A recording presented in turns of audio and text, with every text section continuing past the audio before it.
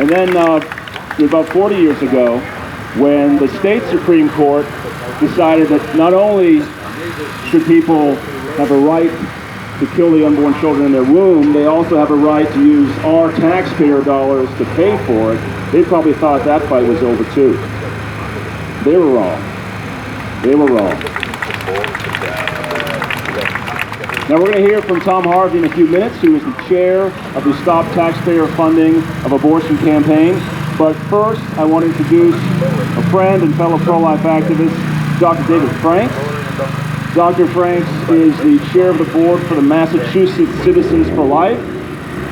And they're one of the organizations that early on helped get that law on the books that said for a time here in Massachusetts, we would not use our taxpayer dollars to fund abortion. The law that was overturned, we hope temporarily, by the SJC back in 1981. So Dr. Franks, welcome. Thank you very much, Andrew. Thank you all for being here. I send regrets from our president, Myrna Maloney Flynn, because she was driving in from Northampton and had to go called back for a childhood development. So this is one of the good things about having younger leadership, is that they have kids that they have to take care of. So unfortunately, that means she couldn't be here. I asked the question, what do we owe the poor? What do we owe women and girls encountering or facing crisis pregnancies? What do we owe those who do not have the support in life that they need to face the raising of another child? What they are owed is care. They're owed private and public care. We do need to do better about that. But what we do know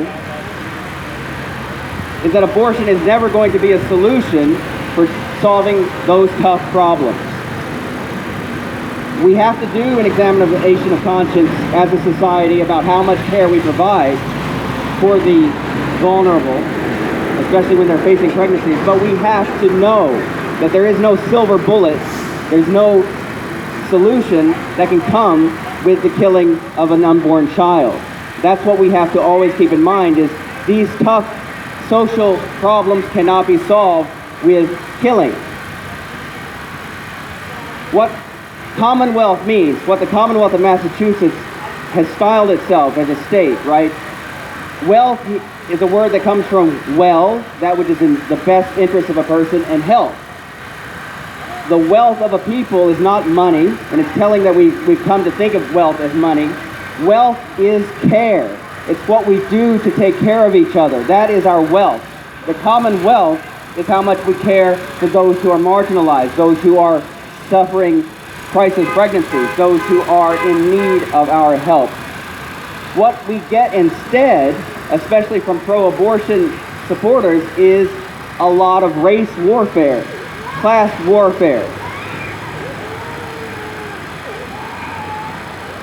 The racial composition of Massachusetts is almost 79% white, and yet only 47% of abortions were performed on white mothers, while more than 20% of abortions were performed on black mothers, though comprising somewhat more than 7% of the population. Why is it that the black abortion rate is more than 3 times the white abortion rate? We've heard a lot about racism lately, and we should hear about it. We all need to examine our conscience about it.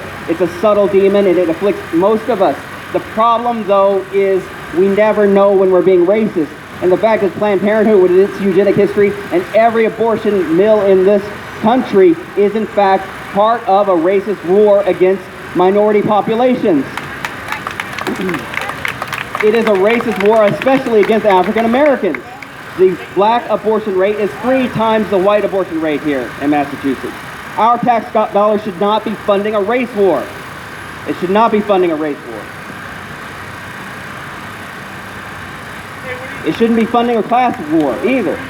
These are the poor. Our oligarchs, the elites that tell us abortion is the solution, they tell it from on high. They sit up in their comfortable perches on Beacon Hill. They live in these rich residences, and they say, you who are at the bottom of society, we got a solution for you. Just accept abortion. Solutions don't come that easy.